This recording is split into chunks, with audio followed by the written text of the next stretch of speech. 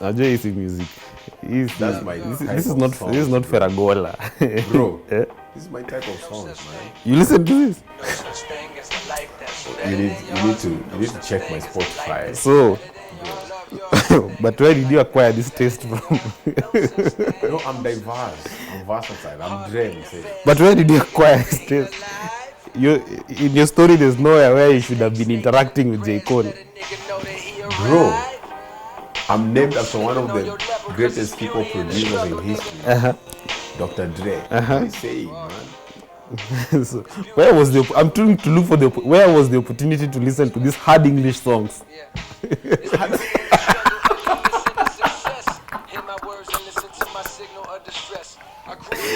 Okay. Where was the opportunity to listen to such hard English songs? I grew up listening to hip hop. Chris Kantai was my hero. Locally. Yes. And if you know Cantata, you know, Corrupt, you know, Huyu ni Jamii. mtu kaliji, huyu ni Kantaya Joliji. Okay. Uni Mtu Mkali. Okay. Guza Moto, Kufaniji. So that's me. I grew up listening to hip hop, local hip hop, Yes. international hip hop. Local hip hop I get. Oh man. Do you know Jermaine Dupri? That's my era. You know, you are generation maybe from Tupac because the hype and everything. I was there before Tupac and like I know those artists before them. So I asked ChatGPT. Yeah. I asked ChatGPT to tell me about the song "Love Yours" by J. Cole. Yes. Because of course we are in the era of ChatGPT, where instead of reading too many things, I can ask AI to summarize for me in one paragraph. Because I like the song. I like the song because J. Cole is one of those artists who's very deep. Yeah. And he talks about real life issues. And in Love Yours, how I get it. Yeah. Okay. Because it's like poetry. And wewe kama mwalimu wa Literature. literature, yeah, as a literature teacher, you might correct me if I am wrong. Yes. I am rarely wrong, but you can correct me if I am wrong. How I get it is, Love Yours is this idea that we need to love our lives and stop comparing ourselves with other people. Yeah. This idea that happiness is not just in material possessions, but happiness is in the communities we build, the relationships we build, the meaning and purpose that we find in life. And so love your life, right? Regardless of where you are, where you find yourself, just love yours. So that's my simplistic view of J. Cole's song, and that's why, you know, I was playing the song, and you guys can find the link to the song. If you don't know the song "Love Yours" by J. Cole, you can find the link down below. I don't know why they say down below. It's already down, and then you're saying below, but they can find the link down on the description, and go listen to that song, and you'll understand why we're listening to it. But just wondering if what does "Love Yours" mean to you? I agree that J. Cole is one of the, highly poetic artists. Yeah, I compare him to Nas, for example, because his songs are a deeper reflection of the society, and he's very philosophical. And Love Yours is one of those songs that, you know, is very philosophical. And I agree with you, what you're saying on the fact that he reflects on what has been his experience, and he says that you should love yours. You know, sometimes we look back and think that life has been unfair to us. We maybe grew up in situations that are not so good or not so favorable. We want to compare our lives with other people. But when you love yours, you come to learn that those experiences or what you own at the moment is just preparing you to either dream bigger, you know. And of course we cannot go deeper and deeper into the song, but again he talks of how you make use of your experience, of your past. So love yours. There's always going to be something greater than you. There's always going to be a bigger house than what you have, you know. But if you're contented with what you have, it gives you the peace to accept that I have this at the moment, but there's always that room for progress or that room for improvement. So love yours, basically, it's about appreciating the process. Yeah. So as we start, I want us to declare that there shall be peace between us, at least for the next few minutes. As colleagues, we struggle to live in peace. So I'd like us to declare at least for the next few minutes. Tutakuwa na amani. Unajua kwanza mwenye nimekaa hapo, nimekusikiza ukiongea. Yeah.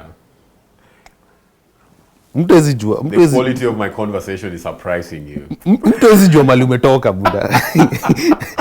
Unge mtu deep na kizungu mingi. You know, the challenge between you and me has always been one.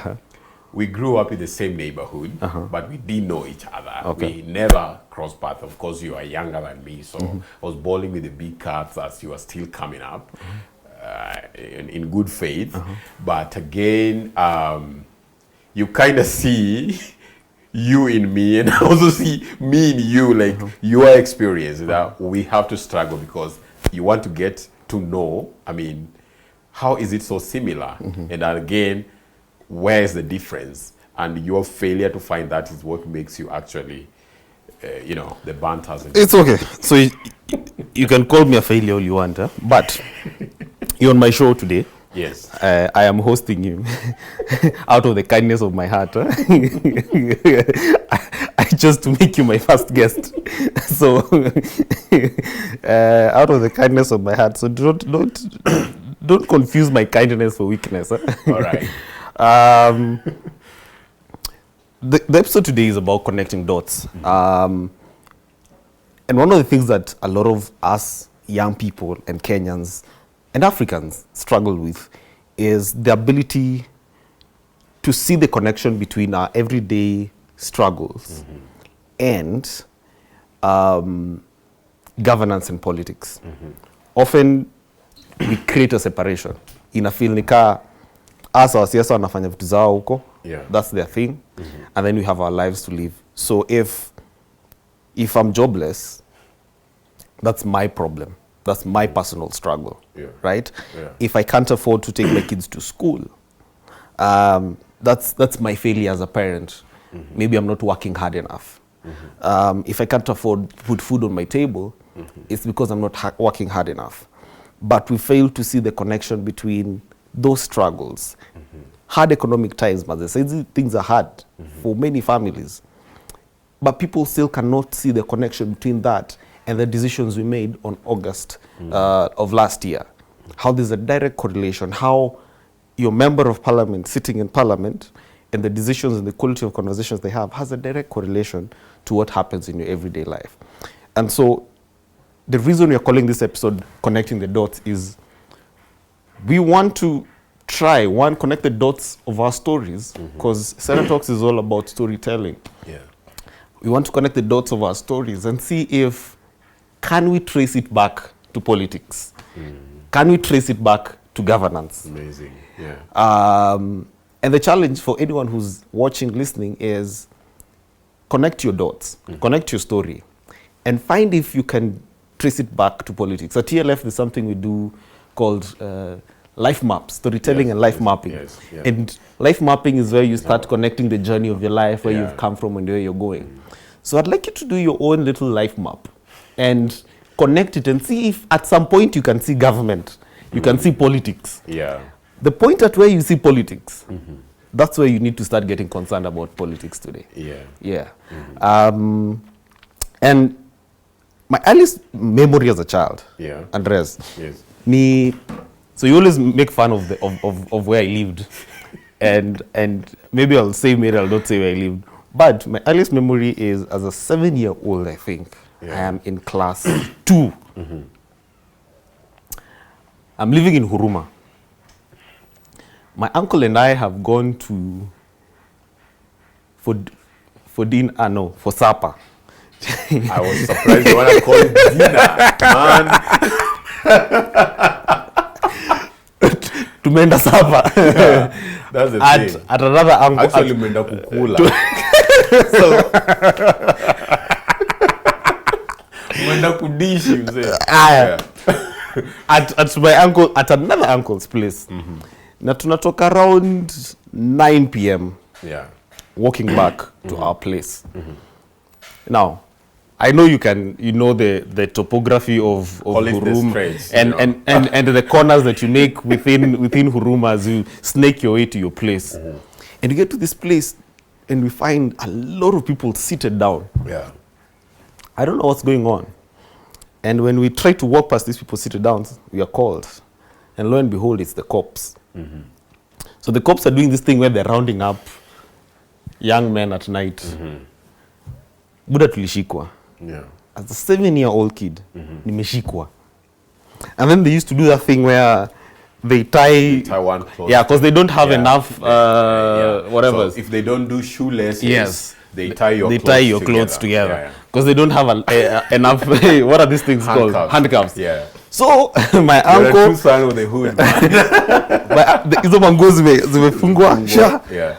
And I am also tired. I'm like, but I am a 7-year-old boy. Yeah. And what crime have we committed? We're walking around at night. I'm like, how is that? Tumetoka kudishi, tumetoka kukula. Tunaenda home kulala. Yeah. And we're the long and short is we stayed there for a couple of hours and later on we released to go home. And the rest of them went with the cops. They were put in the car and ile gari ya Mariamu and they went. Yes. My uncle and I were and my uncle was only released because of he was with the child. He was a child, yeah. That's my earliest memory as a child growing up in Huruma. I don't know what's your earliest memory growing up wherever you grew up. You grew up in many places. So I want to bring it in the same aspect of the cops thing. Okay. I grew up in Madare, somewhere called Mradi. So Mradi is like area 4A. So 4A area, there's a project there was called Mradi. I don't get a lot of information about the story, but I'm told there's a priest, a Catholic priest, who decided to do a project there to upgrade the housing there. So there's this one particular barber shop that was very popular there. Because the guy, I'm told the daddy was the barber there, and then he inherited the shop. So generations after generation have actually done their shaving there and all that. So one thing I didn't know was that the same barber shop was where drugs were being peddled. Like, weed comes from Western Kenya. That's the first stop. And the guy knows how, people come to pick from there. So this one point, I'm still very, very young. And I go to the kinyozi, or, we call it kinyozi. Actually, it's wrong to say barbershop, right? In Madare, right? Yeah. So in the kinyozi. In the kinyozi. Yes. So we are in the barbershop, the kinyozi there. My mission there was to listen to music.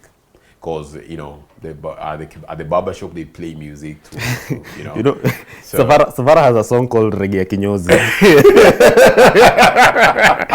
It's a crazy song. Anyway. So, the Metro FM days? Yeah. So there's, Jeff Mwangemi, DJ Stano, there's that stretch from 7 p.m. to 10. So we would go camp there. From school, you want to camp there. So this is like, I'm there just to listen to reggae, your reggae kinyozi, So we're just chilling there. And then the cops come. So apparently they have been tipped about the barber, the guy there. And everyone who is found at that particular spot, you're going to be arrested. So it's not like my physique would tell you I'm old enough. I was very young at that point, So we are rounded up by the cops. And our cops walikuwa na enough handcuffs, US details. So they handcuff us, one. How old are you? I think barely 10. Okay. Barely 10. And you're handcuffed? Yes. Napenda reggae za kinyozi, and I'm there, so they assume that everyone else who is there is partaking into that. And you see, that was a very traumatizing experience because I'd only seen handcuffs in movies. I'd only seen movies where, people are handcuffed and all that. But I'd never seen even a kid in the movie being handcuffed, In as much as we watch black movies and everything, there's a certain age. Ulikuwa unaona movie wapi? kwa kibanda mse. Van Damme and stuff, you know, Good Friday. This it's called Ice Cube series. You remember them? Yeah, wewe najua ulipenda mkono sana. So Ice Cube series used to have guns here and there. So yeah, so that was a very traumatizing experience, and you know, it also questions the place of, you know, humanity or leadership in the end. That this is a kid. Before we even handcuff him, where's the parent and everything. So that was my first shock in the slum, as far as, you know, police and all that are concerned. I mean, umesema reggae nikakumbuka. So my uncle had this interesting stereo system, ka radio. You guys were lucky, yeah. Kona ka radio, katenje, and I think we were the only ones who had a serious system. Kwa hiyo plot yetu. Unaishi kwa plot. Yeah. And the young guys, because my uncle was a young guy, the young guys would come on Sunday. There was a show on Metro. Yes. On Sunday afternoon, yes, I think. Boom FM. And they guys, call it Boom FM. And guys would just come Yes. to listen to reggae. Yes. And they would sit, kuchana, wanakuja na mugoka. Yes. Again, I'm a child. Yeah. I'm sitting here with old folk. Wanachana mogoka. Yeah. Wakisikiza. So that's why I love reggae to date. I mean, I still listen to reggae up to date. Do you know the host for that show? It was Mighty King Kong. Mighty King Kong. Yes. Yes. Yes. It was Mighty King Kong. Yeah, he used to bring that show from 2 to around 4 or 5. Yes. Yeah. And so I always had a lot of guys in the house listening to reggae. Yes. A lot of these guys didn't have jobs. A lot of them, that was all that they could do. That was a source of entertainment. And so as a child, I need to do homework. I don't have the space to do homework because I have all these adults who are doing adult business, listening to reggae and, you know, wanachana mogoka. And I don't have the space to be a child, right? Yeah. I don't have the space to do my homework. Yes. I don't have the space to be raised as a child. And so you start taking up, a lot of my friends were now adults because those were the people I was looking at. Obviously, I'm going to struggle in school. Yeah. Because I'm not getting the attention and the help that I need. And the reason I'm saying that is it's easy to blame the adults in my life. Yeah. At that time and say, my uncle was irresponsible, you know, his friends were irresponsible, why didn't they see that as a child? And that is right, and I agree with that. But why was this situation the way it was? Why were these guys without jobs? Why were these guys so hopeless that the only source of hope was kuja kwa msee on a Sunday afternoon kusikiza reggae? Yeah. A lot of them were known thugs, to be honest. And this situation was like that because a lot of them didn't finish school. So if you didn't finish school, it means nobody's going to employ you in a market where you need to send a CV and you need to send your papers to get a job. And so if no one is going to employ you and no one is going to give you a job, then you're going to be jobless. And if you're going to be jobless, you have a family to raise and things like that, you need to make ends meet. Yeah. And so the way the system was set up was that if you did not get an opportunity to go to school, then you automatically set up for failure. But school is also very expensive, that only those who can afford school are able to go to school. Because remember, that was not the era. It's us guys who went to school during the Kibaki time, free primary education. But those guys before us, they didn't go through free primary education. And so I'm seeing directly the contributions of government in making a young me struggle to cope in school. I'm seeing the direct, you know, government has a situation where they're rounding up young people in huruma. And so, msee yote mwenye mpatikana nje anashikwa for whatever reason. Anashikwa. Yeah. It's the police, so that's government. As a boy, I'm being exposed to that level of insecurity, that level of trauma at that age, because there's a systemic issue around government and around security that the only way they know how to. And I saw people paying their way out. Yes. So msulko unacha 20 bob, unacha 50 bob, unaachiliwa. And that's, so there's an actual criminal who will be left. Yes. There's someone who's innocent who cannot afford to pay. Like your uncle and you. Yeah. You know? if I was not there, he'd probably have gone in. Yes. pia msi atalipa ongo ama ataenda ndani, na ukienda ndani unaenda kuandikiwa kitu yenye ulifanya ama ukufanya. Yes. And you end up in the system.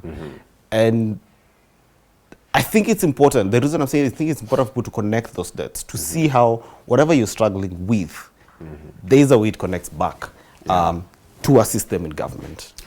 I like how you bring the issue of governance into this, because I recall my entire life in Mathare, I mean, before, of course, I moved from it, from the place, was, I think I've only known one member of parliament for a very long time. Guy never came to the hood to talk to people and everything. And there's a little bit of disillusionment among the people in the slums, for example, that time, where they say that whoever you elect, you know, it doesn't make a difference. When they come, we're going to take the goodies that they come with. And, you know, coming means after 5 years, you elect them in office, you wait for them for the next 5 years to come with the goodies. Back in the days, there would be sugar. It was not entirely money like now. And unga, walikuwa naleta unga, alafu ndani ya unga iko na the poster for the guy. Yes. So they would work with maybe the unga companies, hizo companies za kutengeneza unga. Then they come with, it was not even 1 kg. I think it was half a kg, 500 grams or something. Then they come and give people.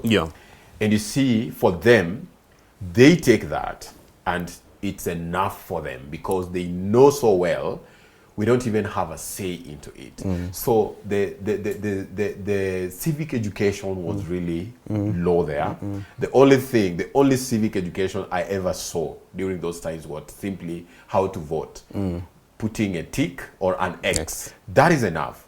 People were not told that your vote has value, your vote can change policies and everything. This police brutality and everything that you're witnessing in the slums, actually you can change them with your vote, you know. That was not part of the conversation. Ulikuwa wapi 2007 to 8? I was in Mathare, actually 4A. And I had actually, I was going to school, but largely staying by myself. Like, wherever I was staying was my business. So I ended up being with my cousin at some point. I don't know why you're laughing, bro. So, let me ask, you know, I always say that in this life, so just for context, in this show, we try to really balance it.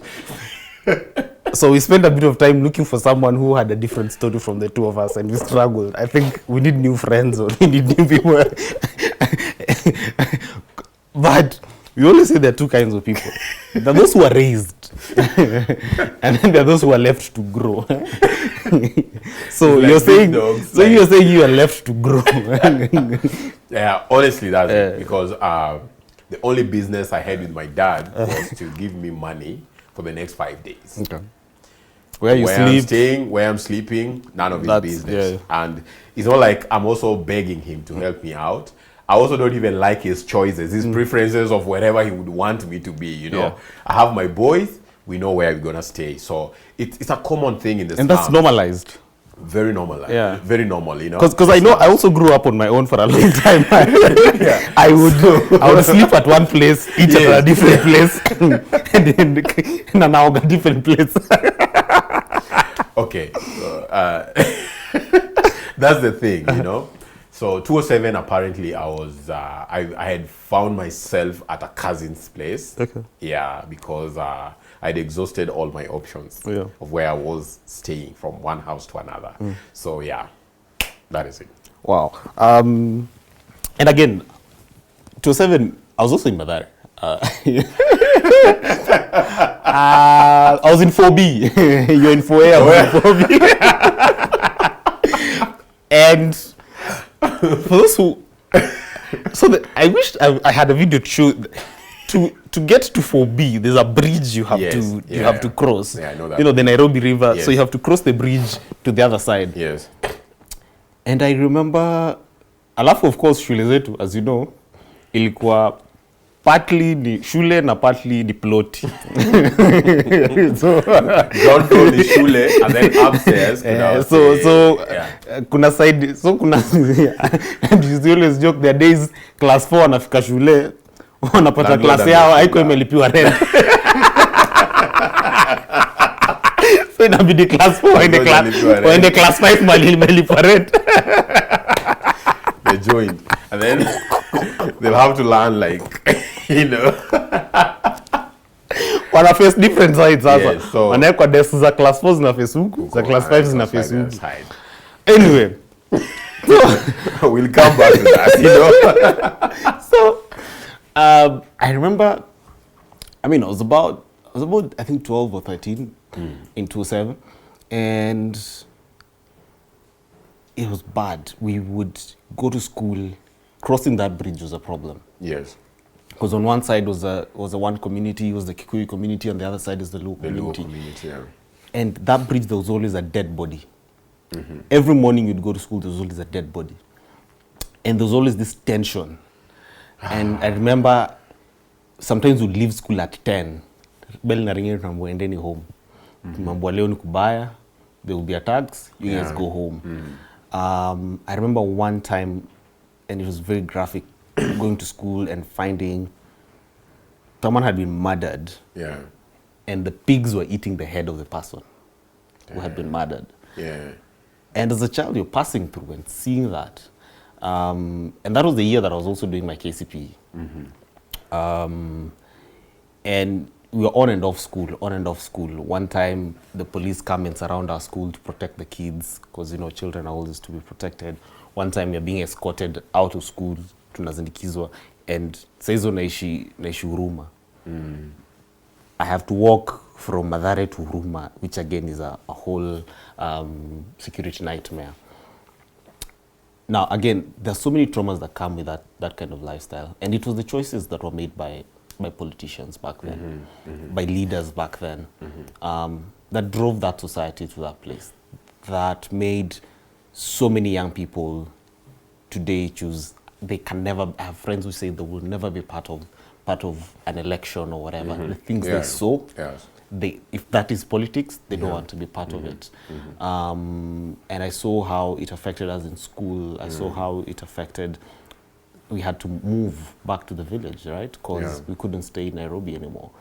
So I think in a big way, the long and short of what we're trying to say today is whatever it is you're going through. And there are people who are watching who don't connect with our stories. And, and that's... It's okay. There's nothing much we can do about it. We need to change friends, right? Yeah, but we need new friends. Yeah, we need new friends. We need new friends who have different experiences from us. But that's the reality. Whatever it is you're going through, be it good or bad, I think there's a direct correlation to government, and you can't afford not to be invested. You can't afford to be disengaged. You can't afford to be disinterested, because whether you like it or not, it affects your life. Wow. Yeah. One of the reasons why I vote, you know, it's because I've come a long way to learn that if the people in Mathare, for example, by then it was Kasarani constituency, you know, would have conversations on how does governance affect us, they would make better choices, you know. And you've talked about insecurity and the issue of dead bodies, you know. I was so used to lynched human bodies. I wake up to go to school, I find a dead body has been lynched. Or the breed that they're talking about is very famous, you know. And to date, I remember recently, I was in the slums to see my dad, and then it was around 10, and I'm telling my dad, I want to connect to the other side to get a vehicle to town. Then he asked me, where are you gonna follow? And then I'm like, I want to cross to, you know, to go to 4B, and then I go to the other side. And then he tells me, you can't pass that bridge at this time. So I remember that when Michuki came, you know, Honorable Michuki, Michuki the late, I think Mungiki was a thing in the slums and the tensions, you know, like tonight, Mungiki are gonna visit. There were those moments in Mathare when the news goes round that Mungiki will be raiding the slum, you know. Then there was a counter group, I don't know, it's called Taliban or something, was based in Uruma or something, you know. It was a Luo affiliated sort of. They would also like say, we're gonna show up for them, you know. And at 9 they say, wanaume inje, wanaume inje. And wanaume means that if you're 10 years, if you're a teenager, guy, you gotta get out because you're a man enough, you know. So sometimes we'd camp in those streets. I mean, I was not even armed. I remember some days I was out there because wanaume nje, and I'm not even armed. And you're told how these guys are gonna come. And you've seen dead bodies thrown at that bridge, and then there was always that narrative of Mungiki. Uyu ameuliwa na Mungiki, you know? So you see a human head, the body, you don't know where the body is, and you're told that that was Mungiki. When Honorable Michuki came, and he really prioritized on, you know, just making Nairobi secure. You saw how fast that happened, you know? Yeah. And within a span of maybe 2 years, we didn't have these things going on. And it only speaks to one thing, the decisions that you guys make, the government of the day, you know? And it starts from the MCA. Yeah. It goes to the MP. Yeah. And that's how change happens. Yeah. But you see, these guys never had conversations about the power of the vote. Yeah. There was no civic engagement to really have conversations around that. So it all stems down to governance. And the story of Michuki reminds you of just what good governance can do, right? Yes. Of course, there are questions on his methods and all that, whether they're judicial or extrajudicial, but you see what he did in, you know, restoring security, you see what he did with the matatu industry, you see what he did with the environment, and now we have the Michuki Park and all that. And you see what happens when leaders make the right decisions, the impact that that has on the citizens, is long term. And when they make the wrong decisions, the impact that that has on the citizens. And, you know, we'd like to hear what's your connecting the dots story. How do you connect the story of your life? Because this is our stories. This is how we are looking at our stories and seeing where it connects back to government, where it connects back to governance, where it connects back to politics. Do you have that moment? And if you do, we'd like to hear about it. We'd like to hear about it, you know, post Staggers, Emerging Leaders Foundation, and all across all platforms. And we'd love to hear, you know, what's your take on connecting your dots to governance? Because until we do that as young people, until we do that as citizens, until our personal, private matters become political, it will be very difficult for us to be engaged. It will be very difficult for us to hold our leaders accountable, because we need to start holding them accountable, knowing that it is our lives and the lives of our children at stake. It is not their lives. It is not their turn to eat. It's not the opportunity to make money. It's our lives and the lives of our children at stake. And whatever they do or not do, directly or indirectly affects us. So I want us to wrap this up and bring it to a close, and we'll continue this conversation. We'll continue this conversation because I think stories are important. I think stories matter, and there's no better way of passing a complex message like this than through stories. And maybe if you close it up for us by telling us what is the one thing, if you look back at where you've come from, if you look at where you are right now and where you're going, how do you connect those dots? Like what's the chain? What's connecting those three places, where you are, and where you're going? Yeah. Wow. I always trace my life back to the slums in Mathare, and it's because a lot of things, you know, a lot of things that shape my worldview today is connected to Mathare. You know, I reflect on how other people lived. I've seen, I know how life is like there, you know. I know young people whose dreams were thwarted because the parents could not afford schools. And I feel that education has placed me where I am today. You know, the mere fact that I managed to go back to school, I went to the university, it has changed a lot of things, because when you go there and you are hungry for, you know, changing your life, changing your background and everything, you're not an ordinary student. That's why I created an effect in the university early enough. As early as first year, I was already into so many things, you know, trying to create my networks and everything. But people's engagement, like the conversation that we're having here today, can you reflect your story and ask yourself, how is governance connected to this? How is the decisions that people make in those political offices affecting what the reality on the ground right now? You know, I've been able to question that, and that's why, one, I know that my vote is very important, and not just my vote, informed vote, so that I'm not gonna be stuck maybe with party politics and anything. I want a leader who maybe can relate with the realities on the ground. You see, like in Mathare, for example, I want somebody who has the reality of what goes on there. I don't want somebody who was raised elsewhere, comes here and tells us that they understand because of the things they have read. So my journey as a person, like I always want to work with young people and tell them that the government of the day really matters in, you know, shaping your future, be it education. You see, we've seen a lot of changes in the education system. Now we are moving to the CBC, it's the governance, you know. So I always know I'm here because of education. And that is one conversation I want to have with every young guy. And that's a conversation I want to have with you, probably in another episode. Yeah. But just a snippet. How many schools did you go to? You can't bring that to the show, man. How many schools did you go to in primary? Okay, no, in high school. Primary. High school. Primary 2. Okay, high school.